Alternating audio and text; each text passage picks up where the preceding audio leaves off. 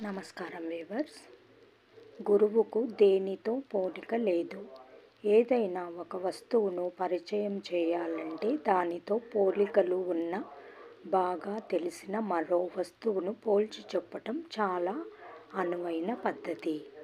ఈ వస్తువు మాదిరిగానే ఆ వస్తువు ఉంటుంది అని చెప్పవచ్చు.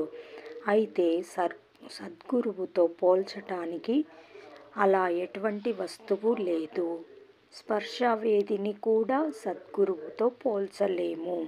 స్పర్శవేదితో ఇనుప ముక్కను తాకితే ఇనుప ముక్క కూడా స్వర్ణ కలశముగా మారుతుంది.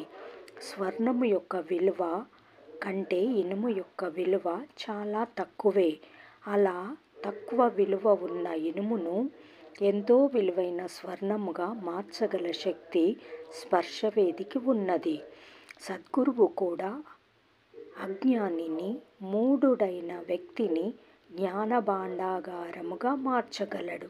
అందువలన సద్గురువును స్పర్శవేదితో పోల్చటానికి మనము ఆలోచించవచ్చు.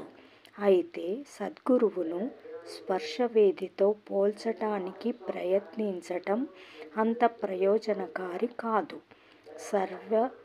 స్పర్శవేదిని ఇనుప ముక్కతో తాకించి ఇనుప ముక్కను స్వర్ణ కలశంగా మార్చవచ్చు. కానీ ఆ స్వర్ణ కలశాన్ని మరో ఇనుప ముక్కకు తాకిస్తే దానిలో ఎటువంటి మార్పు ఉండదు. ఇనుప ముక్క అలాగే ఉంటుంది. కానీ భక్తి శ్రద్ధలు ఉన్న శిష్యుడు సద్గురువు యొక్క కృపతో తాను జ్ఞానిగా మారటమే కాదు, తన సంపర్కములోనికి వచ్చిన మరొక వ్యక్తిని కూడా తనతో సమానంగా మరో జ్ఞానిగా మార్చగలడు. అందువలన స్పర్శవేదిని కూడా సద్గురువుతో పోల్చలేము. వాస్తవానికి సద్గురువుకు ఏ వస్తువుతో పోలిక లేదు. జై సాయిరామ్.